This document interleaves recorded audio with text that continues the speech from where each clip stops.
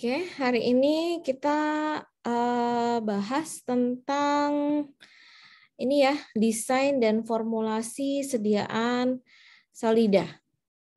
Oke, tolong diperhatikan baik-baik.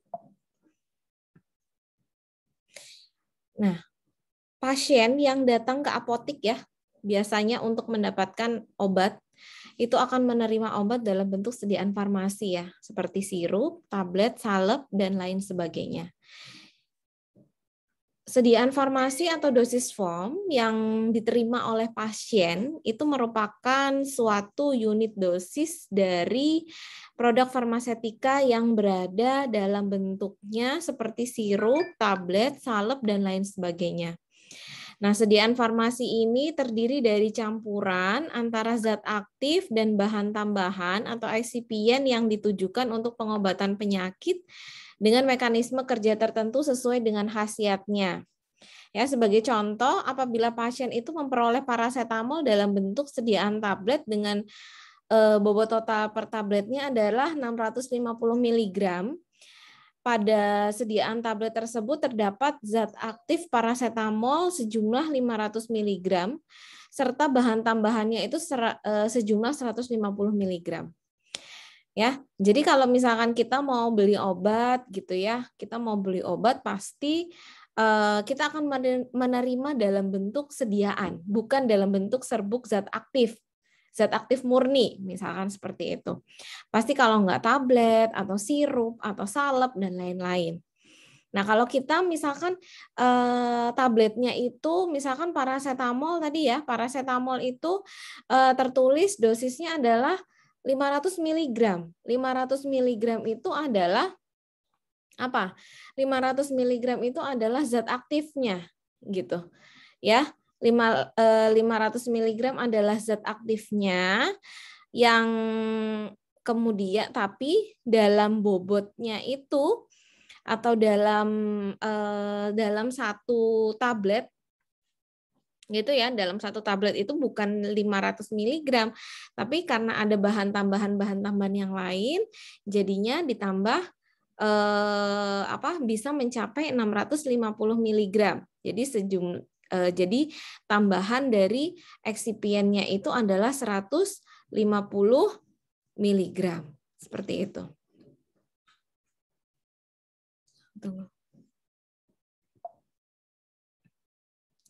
Nah, sediaan farmasi ini juga merupakan suatu formulasi yang spesifik ya antara zat aktif dengan bahan tambahannya. Zat aktif dalam sediaan farmasi itu memiliki sifat reaktif secara biokimia atau berkhasiat, sedangkan bahan tambahannya itu tidak memiliki efek fisiologis. Jadi tidak boleh memiliki efek fisiologis kalau bahan tambahannya atau eksipien. Nanti kita akan pelajari khusus eksipien ya. Karena eksipien untuk tablet itu juga berbagai macam dan banyak sekali yang kemarin kalian praktikum sudah membuat itu gitu, memformulasi untuk membuat suatu tablet dengan campuran bahan tambahan. Nah, pemilihan dari bahan tambahan dalam melakukan formulasi sediaan farmasi ini juga akan menghasilkan berbagai macam jenis bentuk sediaan. Secara umum dari sediaan farmasi itu adalah ada yang padat, semi padat, cair, dan juga gas. Begitu. Jadi bentuk sediaan itu macam-macam. Kalau bentuk sediaan farmasinya macam-macam, eksipiennya juga berbeda-beda gitu. Eksipien atau bahan tambahannya juga akan berbeda-beda. Eksipien untuk tablet itu akan berbeda dengan eksipien untuk membuat sediaan liquid atau semi solid gitu. Ya, untuk membuat salep juga eksipiennya beda, membuat tablet beda, membuat tablet yang kontrol rilis juga agak berbeda gitu ya. Jadi tergantung bentuk sediaan apa yang akan kita buat seperti itu. Nah, ilmu yang berkaitan dengan desain atau merancang sediaan farmasi ini disebut dengan farmasetika. Ya, farmasetika itu berperan dalam merubah zat aktif atau drug gitu menjadi obat atau medisin atau sediaan farmasi atau dosis form sehingga dihasilkan sediaan farmasi seperti tablet, sirup, krim, dan lain sebagainya. Jadi kalian harus memahami saat orang mengatakan drug gitu. Drug itu sebutannya untuk zat aktif biasanya. Terus kemudian menjadi obat atau medicine begitu. Terus atau kalau sediaan farmasi itu adalah dosis form. Gitu ya. Oke. Terus kemudian pengetahuan farmasetika itu berhubungan dengan formulasi zat aktif menjadi sediaan farmasi. Oke. Sebentar.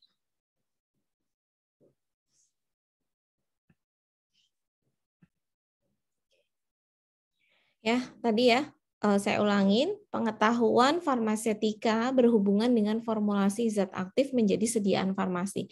Jadi kita concernnya adalah kita itu membuat formulasi zat aktif yang akan dijadikan sediaan farmasi atau dosis form tersebut.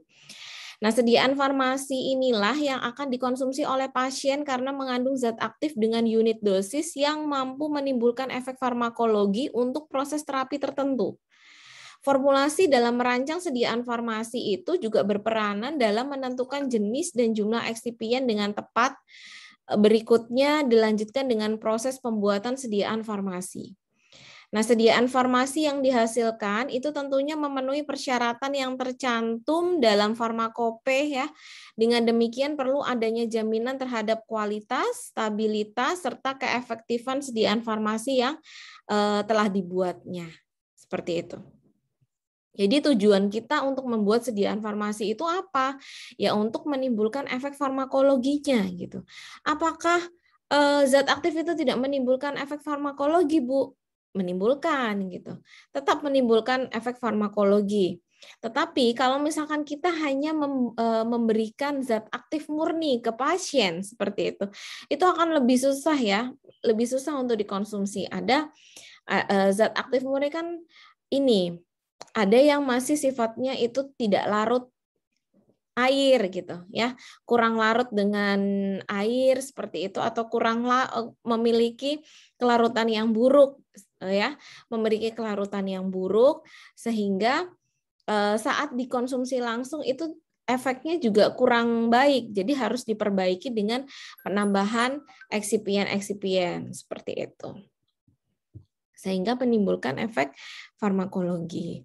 Nah, tujuan desain bentuk sediaan, tujuan utama dari desain bentuk sediaan itu adalah untuk mendapatkan respon terapeutik obat ya yang dapat diprediksi dalam suatu formulasi. Formulasi ini dapat diproduksi dalam skala besar dengan kualitas produk yang dapat dipertahankan. Nah, untuk menjamin kualitas produk itu dibutuhkan berbagai persyaratan, di antaranya yang pertama adalah stabilitas fisik, yang kedua adalah keseragaman kandungan zat aktif, yang ketiga dapat diterima oleh pasien dan dokter, dan pengemasan dan juga labeling yang sesuai. Nah, alasan pembuatan obat menjadi sediaan farmasi itu apa? Yang pertama adalah sebagaimana yang telah diuraikan tadi ya, bahwa suatu sediaan farmasi itu terdiri dari zat aktif dan juga bahan tambahan. Ada nggak, Bu, sediaan farmasi yang hanya zat aktifnya aja? Nggak ada, ya. Kalau saya bilang nggak ada, karena sediaan farmasi itu pasti ada komponennya adalah zat aktif dan juga bahan tambahan. Tidak ada zat aktif murni, gitu. Bahan tambahan tersebut salah satu fungsinya adalah untuk mencukupkan bobot tablet sehingga bisa diambil dengan ujung jari. Gitu. Kondisi ini biasanya terjadi pada obat-obat yang memiliki kemampuan kuat atau poten digunakan dalam dosis rendah setiap hari oleh pasien. Nah, pada dosis yang kecil itu diharapkan mampu menghasilkan efek yang diinginkan serta harus aman digunakan. Gitu. Kalau sebagian besar obat tersebut itu diberikan dalam jumlah miligram sehingga terlalu kecil untuk ditimbang dengan timbangan biasa kecuali dengan timbangan analitik elektronik. Jadi bayangkan aja ya, kalau kita mau minum natrium diklofenak gitu. Ya, obat natrium diklofenak dengan zat aktif murni itu dosisnya kan 50 mg. Bayangin kalau misalkan kita mau minum itu hanya kita repot untuk mengambil ini ya, kita repot untuk mengambil atau menimbang 50 mg dulu. Gitu. Sangat sedikit sekali ya 50 mg. Nah, makanya kita buat apa? Buat tablet gitu sehingga dengan 50 mg paling enggak 150 mg atau 100 mg gitu ya. Jadi untuk menambah bobot tabletnya gitu sehingga kita tidak susah untuk meminum obat. Harus nimbang dulu pakai analitik. Iya kalau misalkan 50 mg kan ada banyak ya yang obat-obat yang hanya 2 mg seperti itu. Kita jadinya tidak repot untuk membuat atau meminum obat gitu dengan dosis yang sangat kecil seperti itu ya. Nah, contohnya adalah ini. Tablet prednison itu memiliki bobot totalnya adalah 100 mg. Nah, tablet tersebut mengandung 5 mg zat aktif prednison dan sisanya adalah bahan tambahan yang saya jelaskan tadi ya.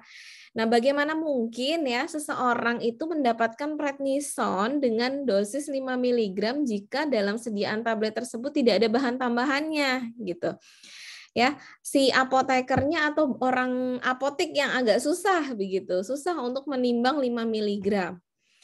Ya, apabila dosis dari obat sangat kecil sebagaimana prednison, sediaan padat seperti tablet dan kapsul itu harus disiapkan dengan bahan pengisi sehingga unit dosis itu cukup besar untuk diambil dengan ujung jari. Seperti itu.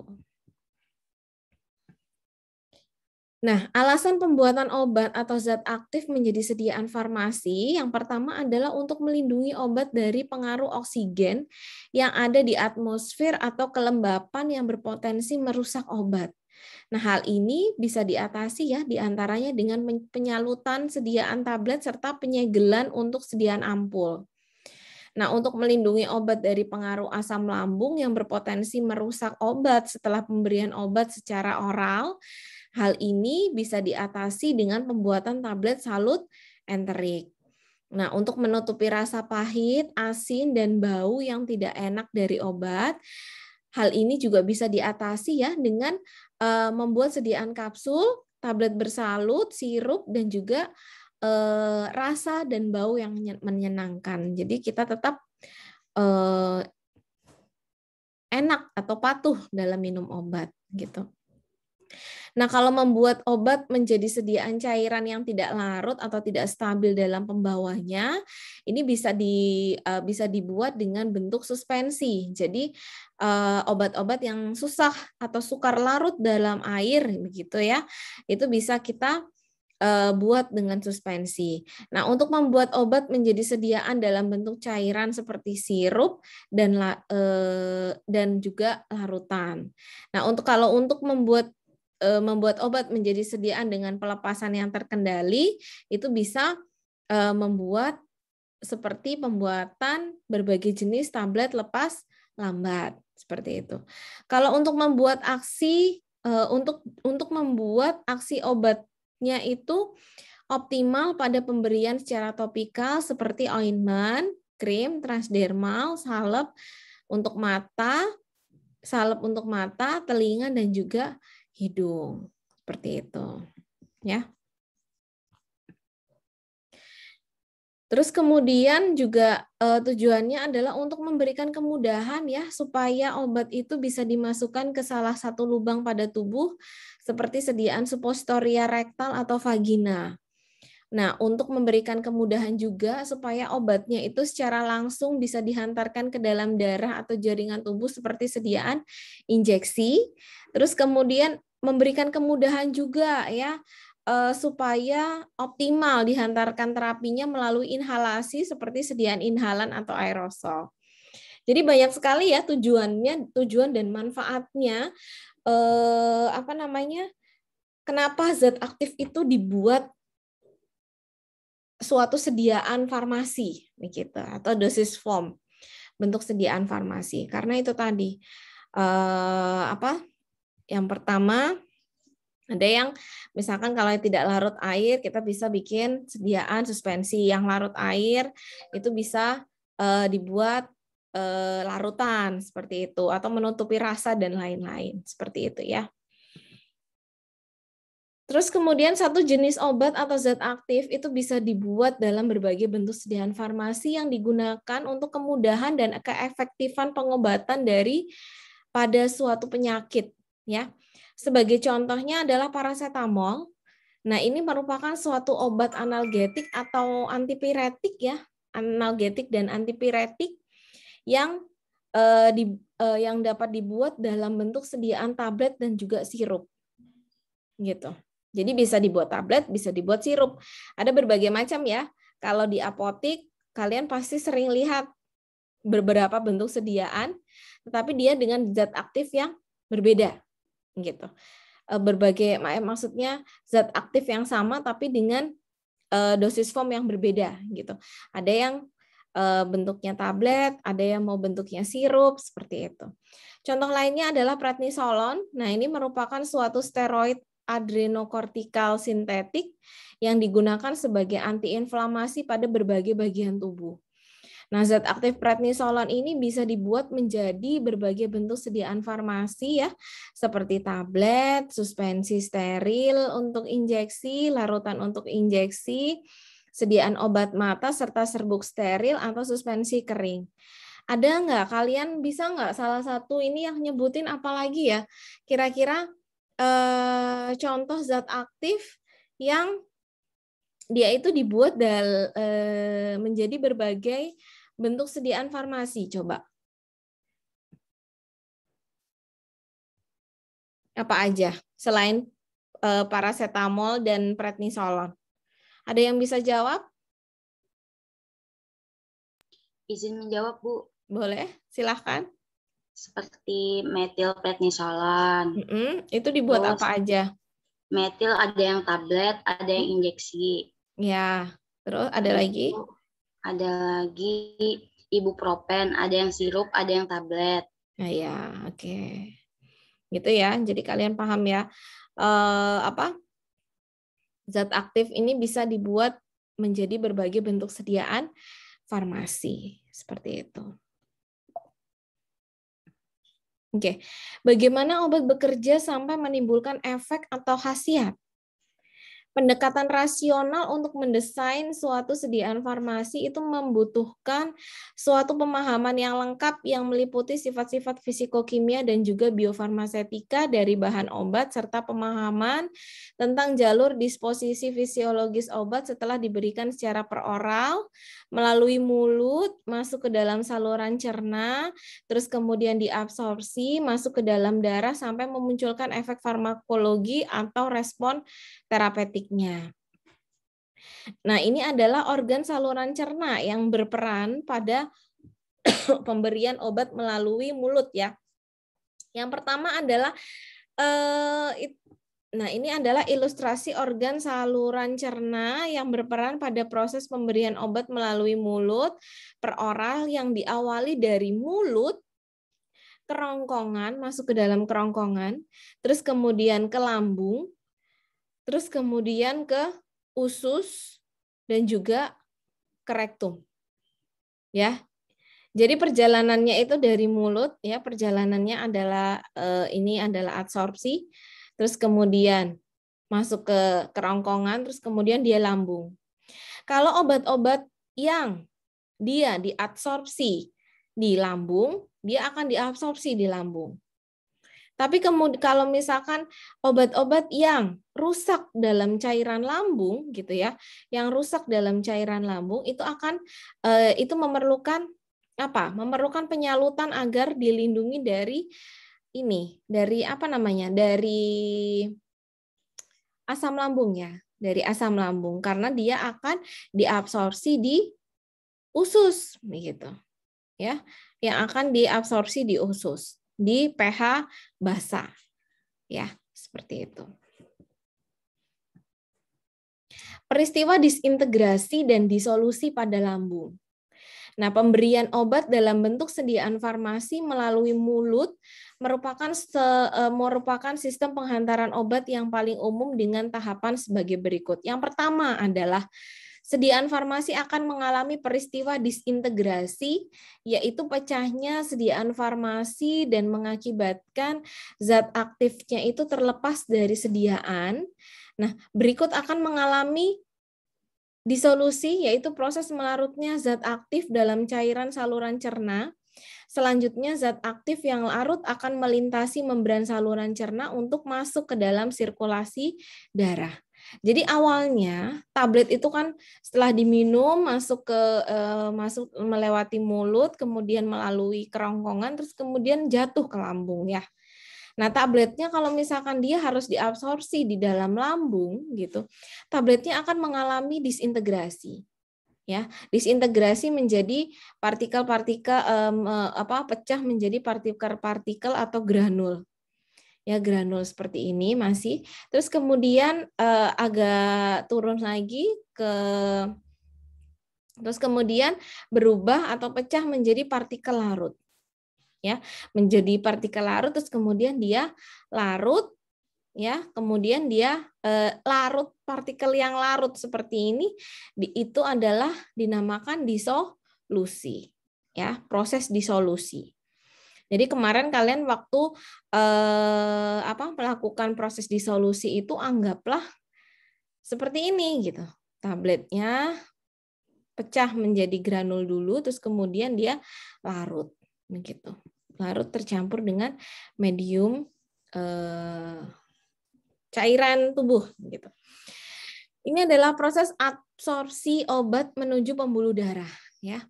Peristiwa disolusi ini terjadi pada lambung dan sebagian besar terjadi pada usus. Disolusi atau kondisi zat aktif dalam bentuk terlarut itu merupakan persyaratan untuk obat diabsorpsi menuju pembuluh darah atau sirkulasi sistemik. Jadi obat pada lambung itu mengalami absorpsi. Gitu.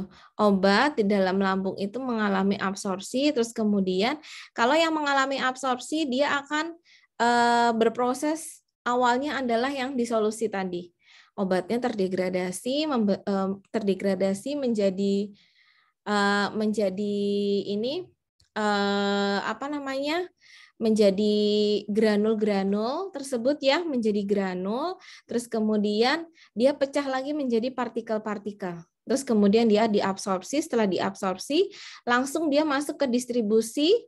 Ya, obatnya itu masuk ke dalam proses distribusi ini ke saluran cerna gitu. Terus kemudian dari proses di dalam pembuluh darah ini kemudian dia langsung termetabolisme kalau untuk obat-obat yang ada atau yang ini mengalami metabolisme di hati. Nah, setelah mengalami metabolisme di hati, ada yang dia langsung dia berefek, ada yang dia terekskresi seperti itu ya. Ada yang terekskresi. Jadi setelah di distribusi ini mereka sebentar.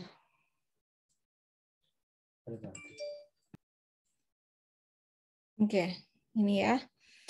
Jadi saat ini obat yang diabsorpsi menuju pembuluh darah atau sirkulasi sistemik, dia kemudian kalau sudah terdistribusi dia akan berefek seperti itu. Terus kemudian ada yang termetabolisme, kalau sudah termetabolisme tadi ada yang bentuknya inaktif dan juga yang aktif. Yang aktif akan berefek, yang non-aktif akan terekskresi. Seperti itu. Terus kemudian Bu, kalau diabsorpsi di usus gimana gitu. Nah, untuk obat-obat yang diabsorpsi yang harus di usus kecil, itu obatnya yang di lambung itu tidak akan terdegradasi atau larut gitu. Jadi dia langsung diteruskan ke usus kecil, baru dia terabsorpsi. Jadi proses proses disolusinya ya, proses disolusi atau terlarutnya itu pada usus kecil. Kalau misalkan harus di usus besar, ya akan diteruskan gitu. Jadi prosesnya proses untuk disolusi atau larutnya itu akan di usus besar begitu ya. Tergantung di mana dia akan diabsorpsi atau di pH mana gitu. Nanti akan kita bahas ya di preformulasi. Nah, ini adalah proses metabolisme obat pada hati. Pembuluh darah yang ada di sekitar saluran cerna selalu menuju hati, sehingga distribusi obat pertama kali adalah menuju hati. Nah, pada hati terjadi peristiwa metabolisme sehingga obat akan dirubah menjadi senyawa lain yang berbeda dengan senyawa asalnya. Gitu. Jadi pembuluh darah yang ada di sekitar saluran cerna selalu menuju hati terlebih dahulu. Gitu, ya. Misalkan di sini pembuluh darah yang sekitar saluran cerna menuju itu didistribusikan ke sini. Tapi kalau misalkan tidak ke misalkan dia didistribusinya atau diabsorpsinya di lambung, ya dia tidak perlu atau tidak termetabolisme seperti itu. Nah, akibat dari peristiwa metabolisme ini, konsentrasi obat yang ada pada pembuluh darah setelah melewati hati itu akan menjadi berkurang. Kecepatan dan jumlah zat aktif yang mencapai sirkulasi sistemik setelah obat mengalami peristiwa metabolisme disebut dengan ketersediaan hayati. Gitu. Jadi, zat aktif yang mencapai sirkulasi sistemik setelah obat mengalami peristiwa metabolisme itu disebut dengan ketersediaan hayati. Ya, jadi ada berapa sih kadarnya gitu? Kadar obat yang ada di dalam tubuh itu setelah di metabolisme. Kalau misalkan 500 mg ya 500 mg paracetamol. Paracetamol itu kan mengalami metabolisme di hati ya. Ya, sekitar kalau tidak salah 60%. Ya, 60-70% di metabolisme. Jadi hanya 30% ketersediaan hayati dari paracetamol dari 500 mg tersebut yang ada di tubuh. Jadi yang berefek hanya 30%-nya aja. Karena kalau sudah termetabolisme, obat itu akan dirubah menjadi senyawa lain yang berbeda. Bisa menjadi aktif atau bisa menjadi inaktif. Seperti itu. Ya, ada yang menjadi inaktif, ada yang aktif. Yang inaktif dia harus diekskresi karena dia tidak menimbulkan efek farmakologi gitu ya. Nah, prinsip-prinsip dalam desain sediaan farmasi, hati itu merupakan tempat metabolisme obat yang utama. Proses berkurangnya konsentrasi obat menjadi pembuluh darah. Obat yang mencapai saluran cerna itu tidak semuanya diabsorpsi. Banyak faktor yang berpengaruh di saluran cerna yang mengurangi absorpsi obat seperti kelarutan obat, pengaruh makanan, enzim, dan bahan lain yang terkandung pada saluran cerna. Nah, makanya kalau misalkan minum obat kita harus tahu gitu. Dia diberikan pada saat lambung kosong atau pencernaan kosong atau dengan makanan. Ya, jadi tidak semuanya obat itu langsung diminum dia langsung berefek, tidak. Jadi kalau misalkan ingin minum obat dan berefek maksimal seperti itu, kita harus tahu dia sifatnya seperti apa dan harus diberikan pada saat apa, gitu ya. Nah, itu adalah prinsip dari desain sediaan farmasinya. Jadi kita yang mendesain. Formulator yang mendesain seperti itu. Nah, di hati kalau seandainya obat yang dimetabolisme sebanyak 75%, sehingga obat aktif yang mencapai pembuluh darah hanya 25%. Jadi sangat kecil sekali. Gitu. Jadi sangat kecil sekali, apalagi dia itu sudah termetabolisme 75%. Apalagi kalau harus dipengaruhi dengan kelarutan, pengaruh makanan gitu. Yang seharusnya diberikan pada saat lambung kosong misalkan. Tapi dia kita habis makan atau saat makan kita minum obat gitu. Ya tambah rusak, tambah inaktif, tambah tidak berefek seperti itu, ya. Sudah efeknya hanya 25%, terus kemudian kita tambahi dengan faktor-faktor yang lainnya seperti itu. Jadi akan berkurang lagi. Ya.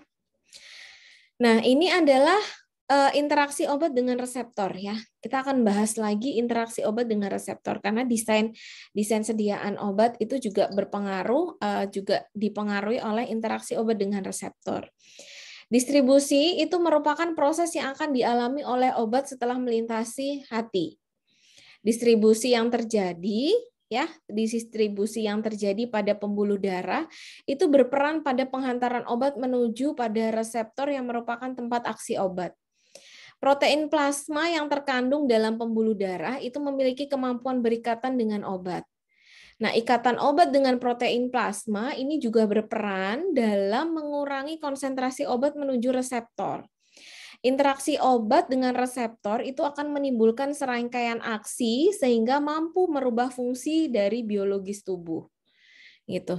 Ya ibaratnya seperti gembok dan kunci ya. Sebentar ya. Oke, saya lanjutkan. Nah, ini kalau interaksi obat dengan reseptor itu seperti gembok dan juga kuncinya ya. Jadi ini reseptornya, ini adalah AB, ini adalah obatnya misalkan. Kalau misalkan dia bentuknya berbeda, seperti itu ya. Dia misalkan berbeda. B-nya ini kan bentuknya beda ya sama lubang kuncinya. Dia nggak akan berefek gitu. Tapi kalau misalkan dia obatnya kalau yang A dia bentuknya dan juga tempat aksinya itu sama, ya. Dia saat masuk dia akan klop gitu. Klik. Kalau sudah klik dia akan beraksi. Nah, obat A terikat dengan reseptor. Sedangkan obat B itu tidak terikat dengan reseptor sehingga dia tidak berefek. Begitu.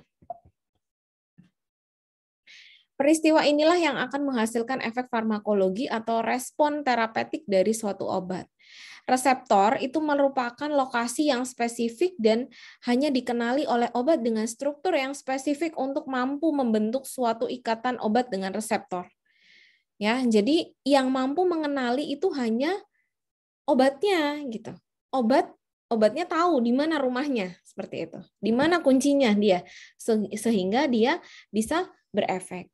Obat yang berikatan dengan reseptor itu harus memiliki afinitas memiliki aktivitas intrinsik untuk memunculkan efek farmakologi atau terapeutik.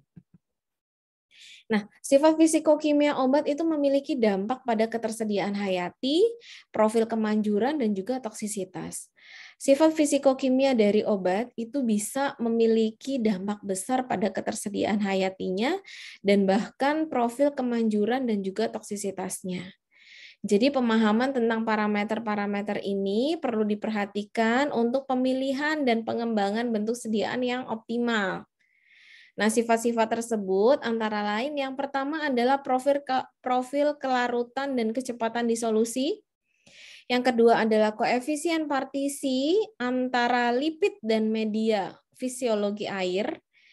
Yang ketiga adalah stabilitas dan atau kecepatan degradasi dalam cairan fisiologis. Yang keempat adalah kepekaan terhadap inaktivasi metabolik. Dan yang kelima adalah mekanisme transport obat melintasi membran biologis. Nah, kelarutan obat dalam air pada rentang pH 2-8 itu berpengaruh langsung pada formulasi obat oral dan parenteral. Suatu obat dengan kelarutan yang rendah, ya kurang dari 0,1 mg per mili dalam media asam itu memungkinkan menunjukkan ketersediaan hayati oral yang rendah atau tidak teratur yang tergantung pada proses absorpsi pada cairan saluran cerna. Nah, obat intravena ini disyaratkan untuk harus diberikan dalam bentuk larutan. Karena kalau misalkan tidak dalam bentuk larutan agak susah. Jadi memang ada dry suspensi, tapi dia bentuknya dry, terus nanti akan disuspensikan. Tapi tetap dalam bentuk larutan juga, cairan seperti itu. Jadi agak susah kalau misalkan padatan diinjeksikan seperti itu.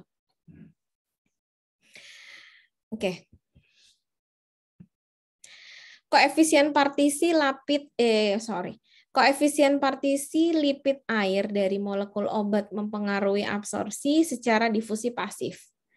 Absorpsi melintasi membran itu bisa dipengaruhi oleh berbagai faktor yang dimungkinkan melibatkan karakteristik ion dan atau kepolaran dari obat dan atau membran, dan juga tempat dan kapasitas dari pembawa yang memediasi absorpsi atau carrier mediated absorption atau sistem penembusan efflux system. Jadi absorpsi yang melintasi membran itu akan dipengaruhi oleh berbagai faktor ya, yang akan melibatkan karakteristik ion atau kepolaran obat atau tempat dan juga kapasitas dari pembawanya. Ya, kalau misalkan melintasi membran kan pasti ada membran lipidnya gitu. Obat-obat yang ditujukan untuk diberikan melalui oral dan dimungkinkan mengalami degradasi secara cepat pada pH rendah, itu butuh untuk dilindungi dari lingkungan asam pada lambung. Ya, maksudnya gini, kalau misalkan dia itu sebenarnya akan terdegradasi cepat sekali pada pH rendah. pH rendah itu berarti pH asam ya. Padahal absorpsinya atau ditujukan itu untuk pH basah. Seperti itu. Jadi kita harus melindungi. Nah, itu adalah kita yang mendesain seperti itu. Ya, harus dilindungi dari pH asamnya.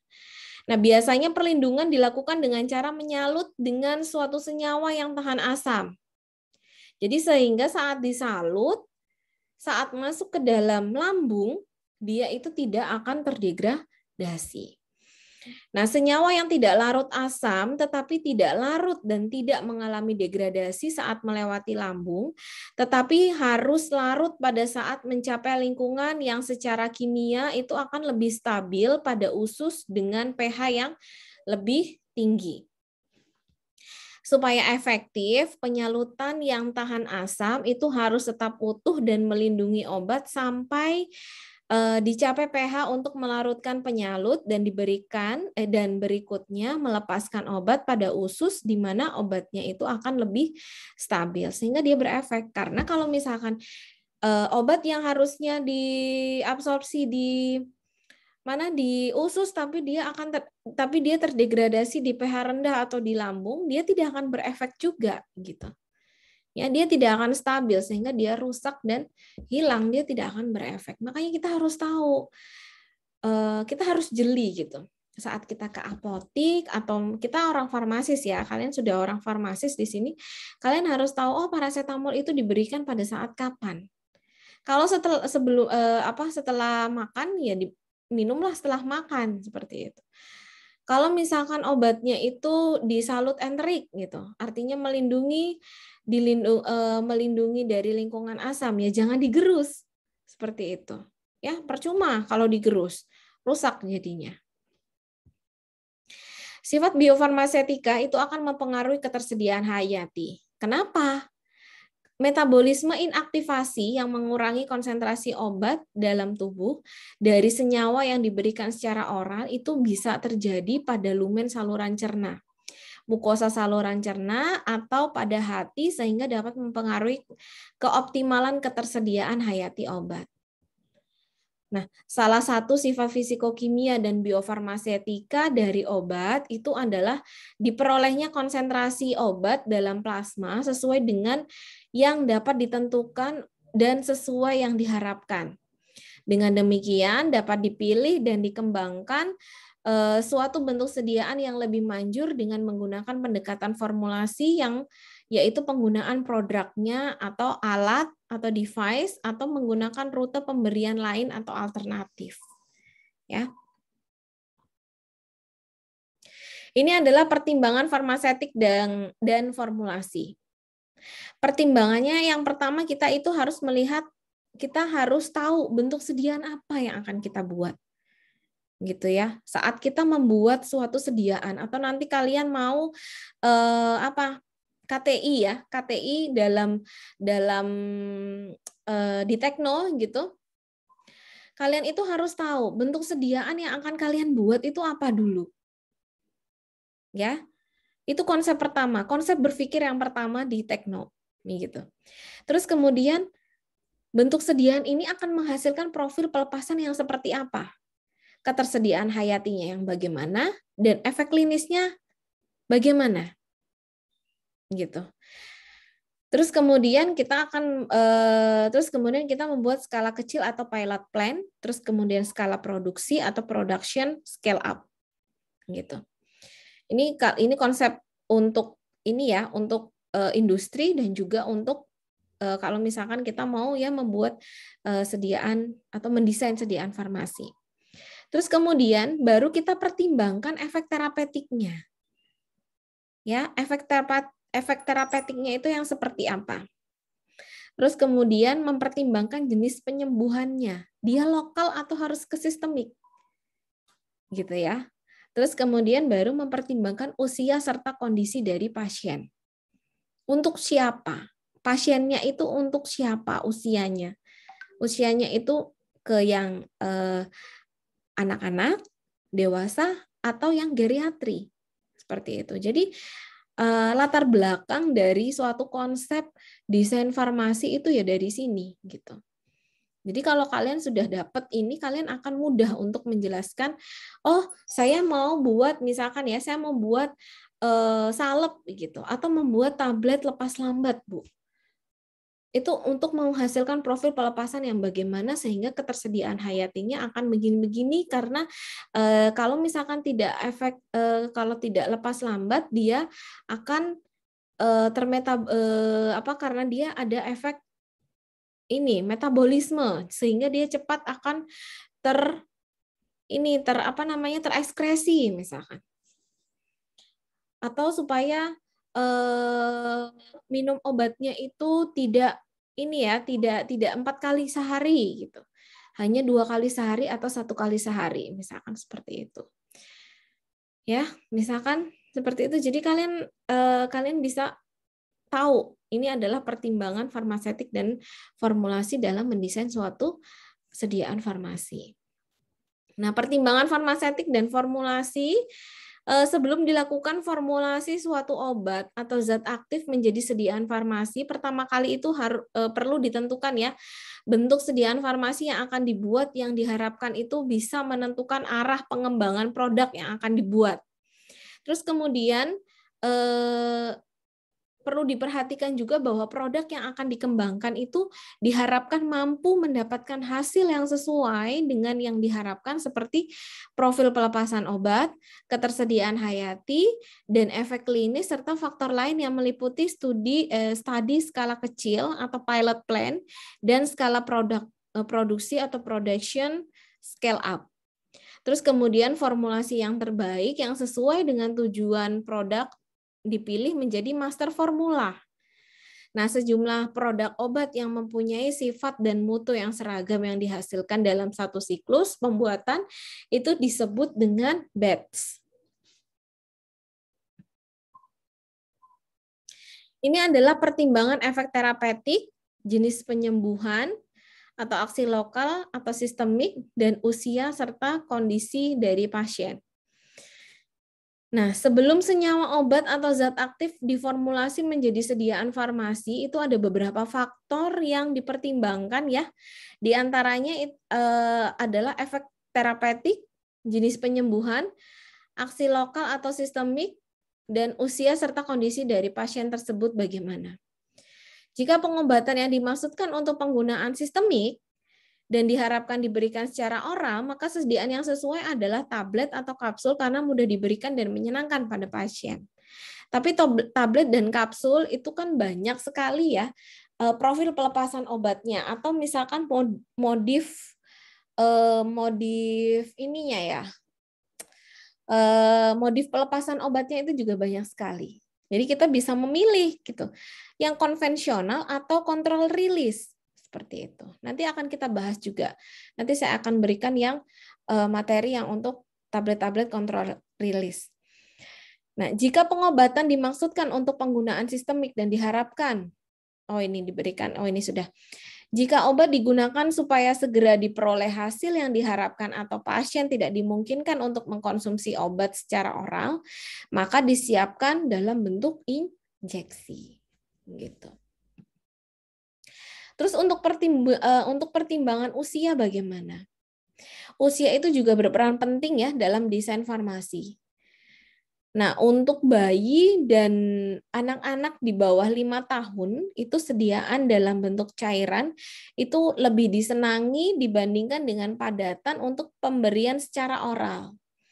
Nah, sediaan dalam bentuk cairan ini adalah larutan dengan rasa dan aroma yang menyenangkan seperti sirup dan suspensi. Larutan ini juga diberikan secara langsung pada mulut bayi dan anak-anak dengan tetesan atau drop, sendok takar atau spoon, atau alat khusus atau oral dispenser, atau dimasukkan ke dalam makanan. Ya, ini kalau untuk usia. Jadi jangan sampai ya ada kalian itu mendesain untuk untuk usia pediatri gitu, tapi kalian bikinnya tablet gitu. Kasihan bayinya ya, kasihan anak-anaknya harus menelan. Karena mereka tidak bisa menelan, pasti harus digerus gitu. Nah, kalau digerus supaya nyaman kan pakai spuit seperti itu. Ya dimasukkan. Jadi tinggal dipipetkan aja. Jadi nyaman. Gitu. Pada pasien anak-anak bahkan dewasa, seseorang mungkin mengalami kesulitan dalam menelan obat, khususnya tablet yang tidak bersalut. Untuk alasan ini, beberapa obat diformulasi menjadi tablet kunyah, chewable tablet. Nah, saat ini tersedia tablet yang dapat larut di mulut kira-kira 10-15 detik. Tablet ini larut di mulut, dengan demikian pasien yang mengkonsumsi tablet yang segera larut di lidah dan menelannya dalam bentuk larutan. Nah, bentuk sediaan ini disebut dengan obat yang segera pecah di mulut atau orally disintegrating tablet. Nah, pengobatan yang dimaksudkan untuk pasien berusia tua itu umumnya diformulasi dalam bentuk cairan oral atau mungkin tanpa suatu cairan oral. Nah, biasanya pasien berusia tua itu akan mengkonsumsi obat yang banyak ya setiap hari. Biasanya obat jantung itu kan sampai 4 macam, 5 macam, seperti itu. Hal ini dapat berakibat pada penggunaan obat yang salah karena banyaknya obat yang dikonsumsi. Sehingga kalau sudah banyak obat, harusnya pagi diminumnya itu ke malam. Atau harusnya tidak boleh digabung, tapi langsung digabung jadi satu. Nah, itu kan akan mengurangi efek terapeutik. Begitu. Nah, bentuk sediaan yang diharapkan adalah dimungkinkannya pengurangan frekuensi pemberian tanpa mengurangi tujuan penggunaannya. Perlu diperhatikan bahwa tablet atau kapsul yang didesain untuk pelepasan terkontrol atau lepas lambat itu jangan dihancurkan atau dikunyah karena akan mempengaruhi tujuan dari desain sediaan tersebut. Udah dibikin, misalkan udah dibuat itu didesain kontrol rilis atau delay rilis atau misalkan sustain rilis diperlambat tapi ujung-ujungnya digerus atau dikunyah karena susah untuk menelan misalkan. Ya desainnya akan hilang gitu. Tidak akan berefek seperti itu ya. Jadi mau semahal apapun, terus kemudian mau sebaik apapun desainnya, tapi kalau cara minumnya salah juga akan tidak berefek maksimal dalam pemakaian obatnya tersebut. Nah, dalam menghadapi masalah formulasi dari suatu bahan obat menjadi sediaan farmasi, itu diperlukan pengetahuan yang berkaitan dengan fisika, kimia, biologi, dan farmasetik. Nah, tahapan awal dari setiap formulasi baru adalah kajian atau studi untuk mengumpulkan informasi dasar tentang karakteristik fisik dan kimia dari bahan obat tersebut. Nah, kajian dasar ini disebut dengan preformulasi yang akan kita bahas hari ini ya. Yang akan kita bahas setelah mata kuliah ini. Kajian dasar ini disebut preformulasi yang merupakan kegiatan yang dibutuhkan sebelum memulai formulasi dari obat menjadi sediaan farmasi. Oke, sudah selesai. Nah, ini ada latihan soal ya. Kalian bisa mengerjakan untuk latihan-latihan soalnya. Oke?